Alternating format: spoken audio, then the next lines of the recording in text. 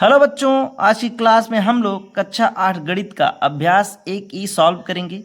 इसमें 3 क्वेश्चन है। एक्सरसाइज बहुत छोटा है, वीडियो बहुत बड़ा नहीं होगा, लेकिन मैं एक बात आपको क्लियर कर दे रहा हूँ कि इस एक्सरसाइज से एग्जाम में क्वेश्चन आना एकदम तय है, इसलिए एकदम शुरू से आखिरी तक देखिए।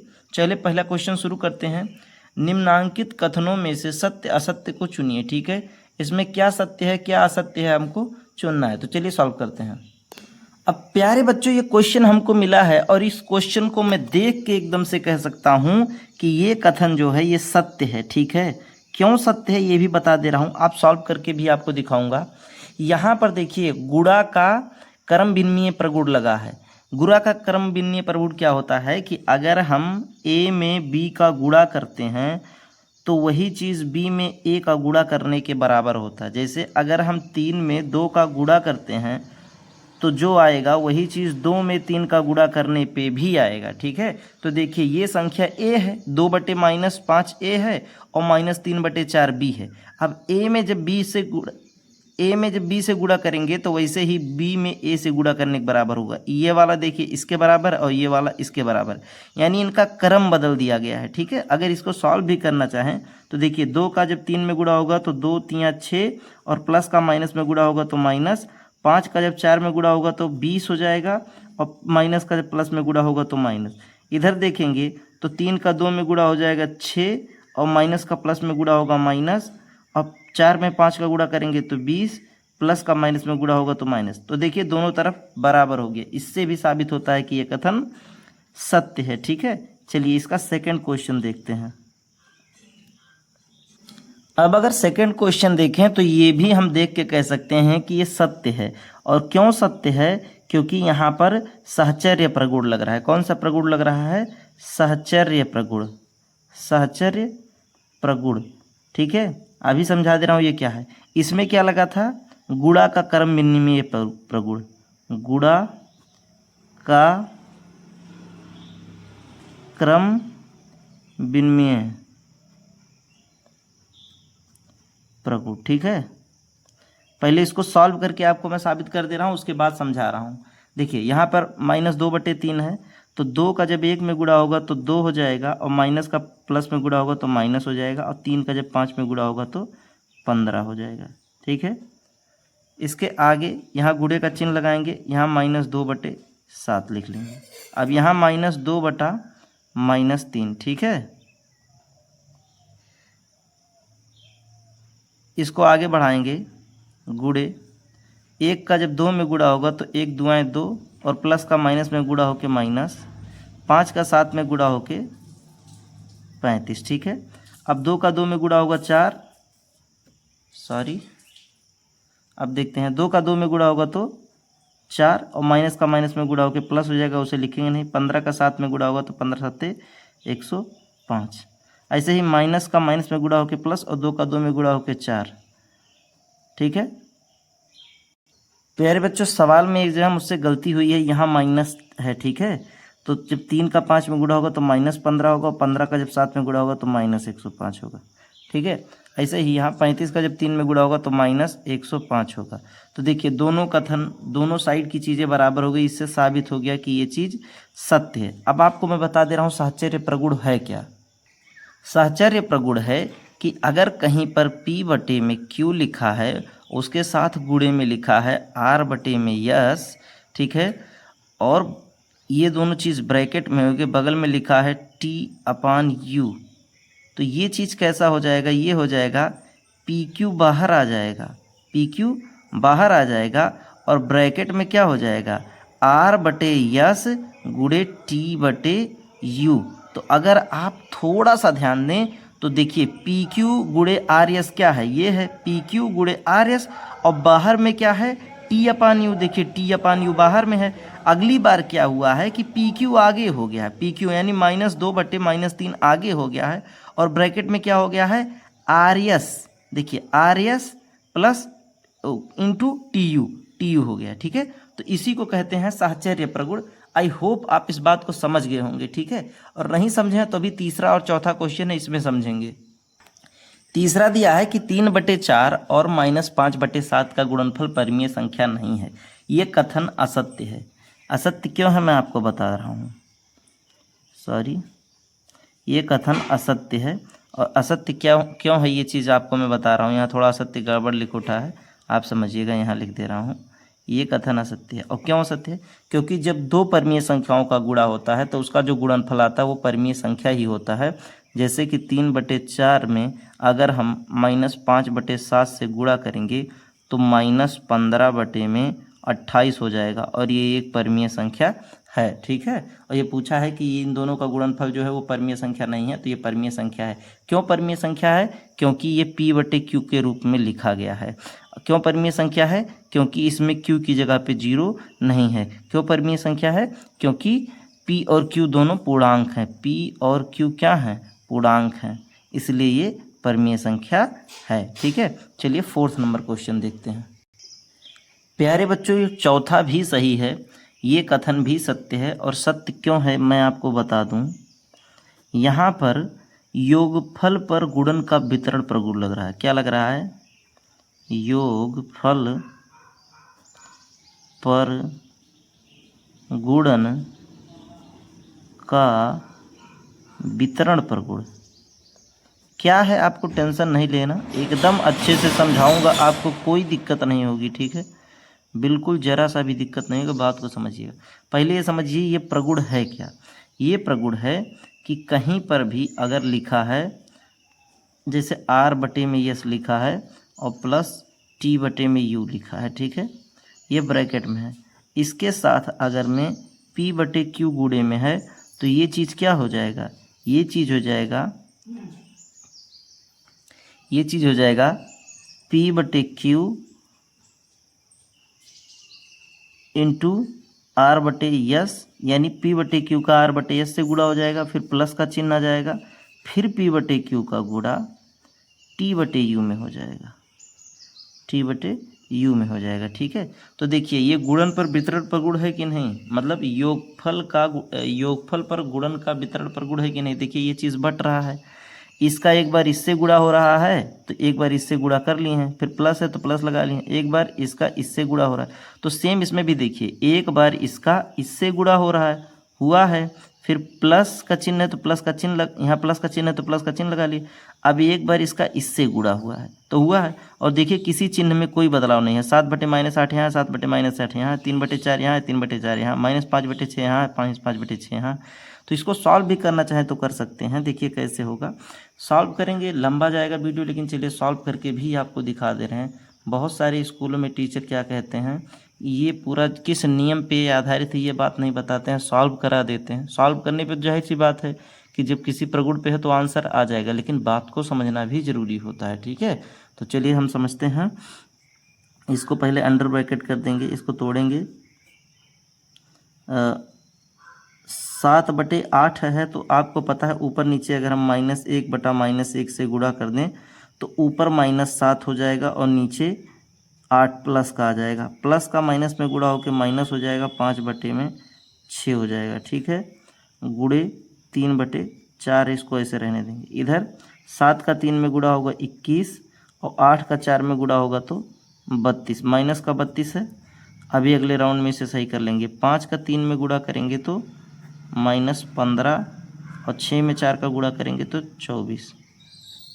ठीक है, अच्छा अब इसको सॉल्व करेंगे। 8 और 6 का लासा लेंगे तो 8 और 6 का लासा 24 होता है। प्यारे बच्चों इसे मैं निकालूंगा नहीं, ठीक है, आपको लासा निकालना आना चाहिए। तो यहाँ हम लिखेंगे 24 नीचे एक बार, 8 का गुणा करेंगे, 8 का पहाड़ा पढ़ेंगे कि 24 से ज़्यादा ना हो, 3 बार जाएगा, 3 का 7 में गुणा करेंगे तो -21 हो जाएगा।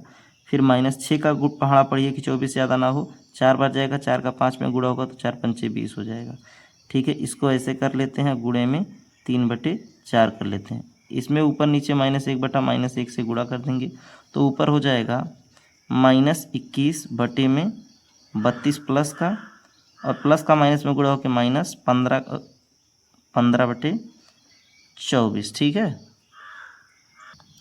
इसको आगे सॉल्व करेंगे तो 21 में अगर 20 जोड़ेंगे तो ये हो जाएगा 41, माइनस का 41 बटे में 24 गुणे 3/4। इधर 32 और 24 का लासा लेंगे जो कि आएगा 96, 32 का पहाड़ा पढ़िए 96 से ज़्यादा ना हो, तो ये 3 बार जाएगा और 3 का जब 21 में गुणा करेंगे तो -63 हो जाएगा। ठीक है, -24 का पढ़ा पढ़िए 96 से ज़्यादा ना हो तो 4 बार जाएगा और 4 का जब 15 में गुणा होगा तो 60 हो जाएगा। ठीक है, अब देखते हैं 41 का 3 में गुणा होगा तो 41 तियाँ 3 एक कम 3 और 3 चौके 12 -123 बटे में 24 चौका 96। और इधर देखिए ये दोनों माइनस का है तो जुड़ जाएगा, 60 में 63 जुड़ेगा तो 123 हो जाएगा, चिन्ह माइनस का ही लग जाएगा और 96 नीचे। तो देखिए दोनों तरफ बराबर आ गया। अगर किसी बच्चे को ये चीज़ समझने में दिक्कत हुआ हो कि दोनों माइनस का साथ जोड़ क्यों दिए, दोनों माइनस का तो जोड़ क्यों दिए, तो समझिए किसी दुकान पे अगर आप 5 रुपये उधार हैं, उसी दुकान पे जाके एक दिन 10 रुपये और उधार खा लिए, तो दुकानदार को जब लिखना होगा तो दोनों चीज़ें जोड़ के एक साथ लिखेगा कि आप 5 रुपया पहले खाए थे, 10 बाद में खाए, अब आप 15 रुपया उधार हो गए। बस इतनी सी बात है, आप इतना ही समझ लीजिए। तो यहाँ देखिए मैं रीज़न भी आपको बता दिया हूँ कि क्यों ये चीज़ है, सत्य है। अगर आपको ये प्रगुण याद रहता तो आपको ये सवाल सॉल्व करने की ज़रूरत नहीं पड़ती, आप ऐसे ही उत्तर निकाल लेते। चलिए अब सॉल्व करते हैं सेकंड क्वेश्चन। सेकंड क्वेश्चन है निम्नांकित कथनों को गुणा की क्रिया करके सत्यापित कीजिए। हमको गुणा करके इसे सत्यापित करना है, चलो करते हैं। इसमें गुणा करने को बोला है तो गुणा करेंगे। ठीक है, तो इस क्वेश्चन में देखिए हमको गुणा करके सत्यापित करना है। चलिए कर लेते हैं। वैसे जब भी हमको ऐसा कुछ मिले तो जो काटने लायक है सबसे पहले उसे हमें काटना चाहिए। चाहे तो हम लिख सकते हैं कि 2 का 11 में गुणा हुआ तो -22 हो जाएगा और 8 का 7 में गुणा करेंगे तो 56 हो जाएगा। -22 बटे 56 इधर हो जाएगा, इधर भी हो जाएगा। लेकिन जो नियम है उसको हम करेंगे, पहले काटेंगे। देखिए इस संख्या से हम इस संख्या को भी काट सकते हैं, इस संख्या को भी काट सकते हैं, बस शर्त यह है कि संख्या कटने वाली चाहिए। और दूसरा नियम यह है कि जिस संख्या से ऊपर वाली संख्या को काटेंगे उसी संख्या से नीचे, जैसे इसको काट रहे हैं 2 1 कम 2 तो इसको भी 2 से काटेंगे, 2 चौके 8। ठीक है, अब 11 का 1 में गुणा करेंगे तो हो जाएगा 11 और माइनस का प्लस में गुणा करेंगे तो माइनस, 7 का 4 में गुणा करेंगे तो ये 28 हो जाएगा। सेम इधर देखते हैं, आगे है इसको देखिए जिस संख्या से ऊपर काटेंगे उसी संख्या से नीचे, 2 1 कम 2 2 चौक 8। अब 11 का 1 में गुणा होगा तो 11 हो जाएगा और माइनस का प्लस में गुणा होगा तो -11 बटे 4 सते 28। ठीक है, तो यहाँ सत्यापित हो गया। सत्यापित का मतलब यहाँ बायां पक्ष दाएं पक्ष के बराबर हो गया, LHS बराबर हो गया है RHS के। Left hand side is equal to right hand side. ठीक है, अभी इसका सेकेंड क्वेश्चन देखते हैं प्यारे बच्चों। सेकेंड क्वेश्चन भी बड़ा मज़ेदार है। -8 बटे 8 बटे 9 इसमें गुणा करना है 15 बटे 17 से। इधर भी सेम चीज़ है, 15 बटे 17 गुणे -8 बटा 9। अब देख लें तो ये गुणा का वितरण प्रगुण लग रहा है और देख के ही बता सकते हैं कि ये दोनों बराबर हैं, इसमें कुछ करना नहीं है। ऐसे लिख सकते हैं कि इधर का इधर से बराबर है, क्योंकि देखिए इधर A गुणे B तो यहाँ B गुणे ये, केवल स्थान बदला है, चीज़ नहीं बदला है। लेकिन इसको सॉल्व करने गुणा करके बोला है तो गुणा करके देख लेते हैं। अब देखिए यहाँ 9 है, 9 से 8 तो कटेगा नहीं, लेकिन 9 से 15 कट जाएगा। देखिए कैसे, मतलब 9 से 15 नहीं कटेगा, लेकिन एक संख्या है जो इन दोनों को काट सकती है, वो संख्या है 3। जैसे 3 एकम 3 3 तियाँ 9 और 3 पचे 15, तो इसका गुणा करेंगे। 8 का 5 में गुणा करेंगे तो 8 पंचे 40 और माइनस का प्लस में गुणा करेंगे तो माइनस। 17 का 3 में गुणा करेंगे तो 17 तियाँ 51। ठीक है, इधर 3 तियाँ 9 3 पचे 15, 5 का 8 में गुणा करेंगे तो 40 प्लस का माइनस में गुणा करेंगे तो माइनस, 17 का 3 में गुणा करेंगे तो 51 हो जाएगा। ठीक है, तो यहाँ भी LHS ये जो है ये बराबर हो गया RHS के। ठीक है, चलिए नेक्स्ट क्वेश्चन देखते हैं।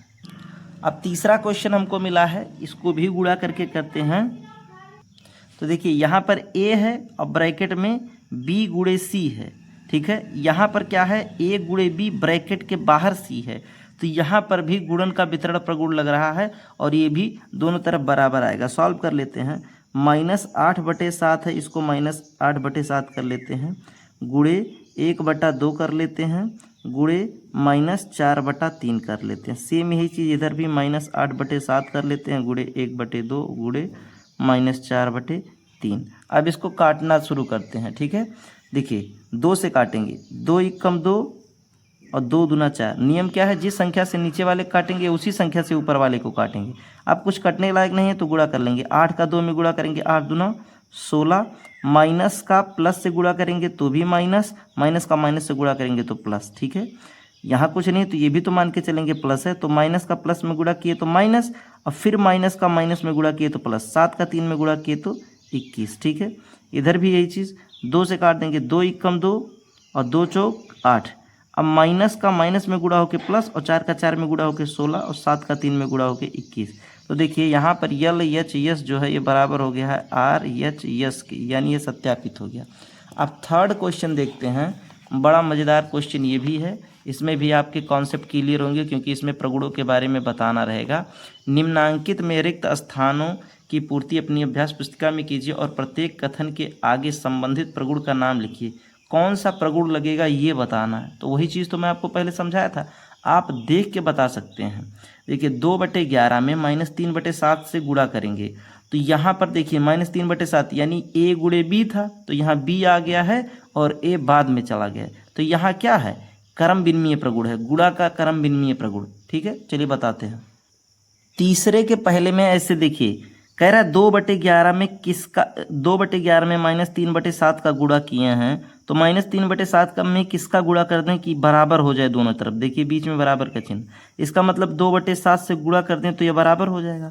और यहाँ कौन सा प्रगुण लग रहा है, तो यहाँ गुणा का क्रम विनिमय प्रगुण लग रहा है। क्या लग रहा है, गुणा का क्रम विनिमय,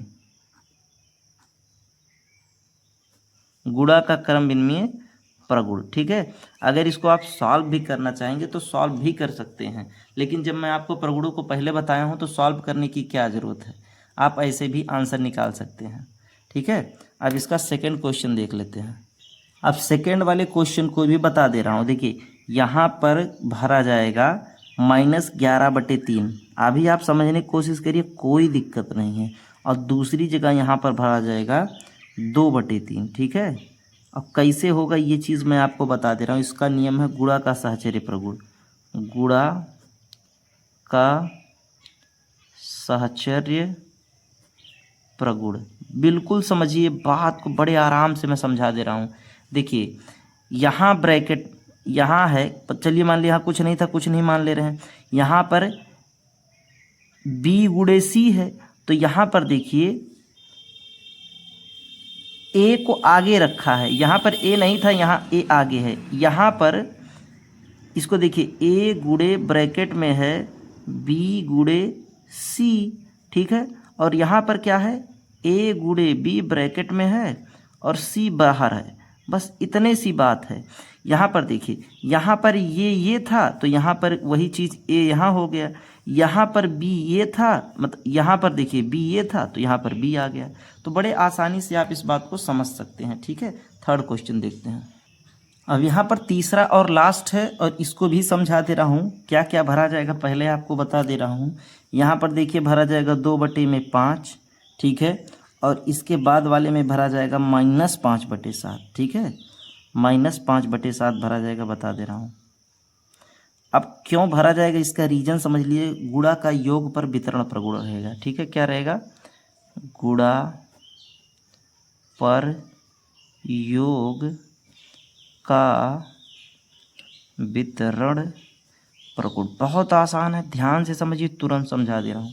यहाँ पर दिया है कि अगर आपको कहीं a लिखा है और ब्रैकेट में ऐसे लिखा है b + c, तो ये चीज़ आके जाके a गुणे b प्लस a गुणे c भी हो सकता है। देखिए a का एक साथ a का एक बार b से गुणा होगा तो a गुणे b हो जाएगा, फिर प्लस से प्लस लग जाएगा, a का एक बार c से गुणा होगा तो a गुणे c हो जाएगा। तो देखिए a ये है, a का एक साथ एक बार b से गुणा हुआ तो देखिए a का एक बार b से गुणा हुआ, ऐसे ही a का एक बार c से गुणा हुआ है, तो देखिए a का एक बार c से गुणा हुआ है। तो यहाँ पर ये क्या था, यहाँ पर b था तो यहाँ पर ये चीज़ b है, और यहाँ पर ये चीज़ a था तो यहाँ पर ये चीज़ a है। ठीक है, तो आई होप आप समझ गए होंगे।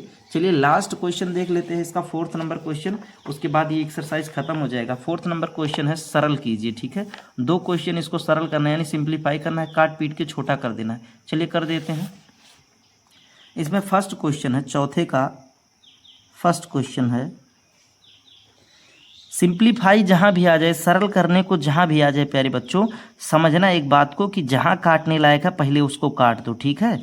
तो देखिए वैसे तो नियम यह है कि पहले ब्रैकेट हटा लो, तो चलो हटा लेते हैं। -3 गुणे -10/9 गुणे 18/-5 गुणे -1/-6, ठीक है। अब देखिए जिस संख्या से ऊपर वाले को काटेंगे उसी संख्या से नीचे वाले को भी काटेंगे। तो 3 तिहाई 9, सॉरी 9 एकम 9, डायरेक्ट 9 से काट दे रहे हैं क्योंकि ऊपर की एक संख्या और भी है जो 9 से कट जाएगी। 9 एकम 9 और 9 दूना 18।